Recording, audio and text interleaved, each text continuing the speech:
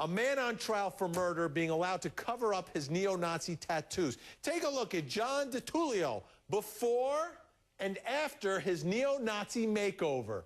Oh, look at that. Swastika gone. A judge agreed to let a makeup artist hide the swastika and the curse words that he had tattooed while in jail. He's accused of breaking into a neighbor's home, stabbing 2 people. 1 died a short time later. The defense argued the jury would be unfairly prejudiced by his tattoos. So taxpayers now paying $125 a day so he can get his neo-Nazi makeover.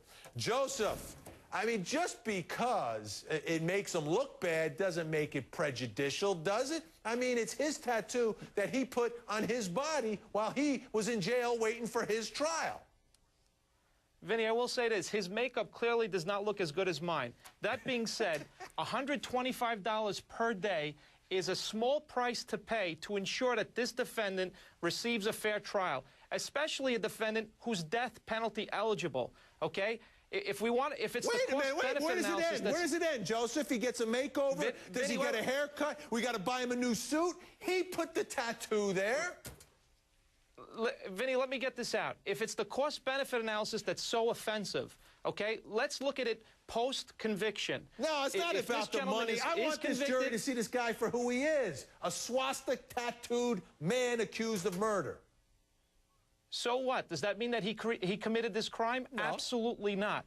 It violates his constitutional right. He has a right against self-incrimination. If he opts not to testify at trial, there should be no reason, no excuse for a jury to find him guilty based on anything other than the facts. And the judge here clearly made the right ruling. I want to get the ladies' point of view here. Janelle, your thoughts now. Do you think that he has a right to foundation and powder? Is that what our forefathers were talking about?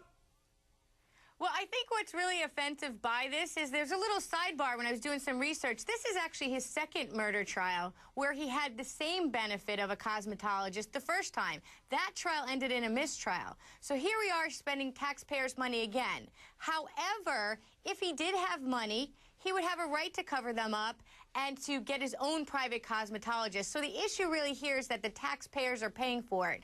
And I think the judge was intending, as Joseph said, looking farther ahead at the penalty phase, and that no judge overturns later on appeal the penalty of the death penalty. Yeah, the judge is being precautious about it. But Joseph, do you really want to hide these facts from the jury? Isn't the jury entitled to see someone for who they are? Absolutely not. That's not what's at issue here. What's at issue is whether or not this gentleman committed this crime. Let's place the facts before the jury, and let's let them decide based on the facts of the case, not on his appearance. Well, then maybe they shouldn't even be allowed to look at him. Well, I think that's a bit extreme. I mean, they're entitled to look at him. Essentially, what we're doing here, assuming that the judge did not allow him... We'd have to get him a new tooth if he got into a fight?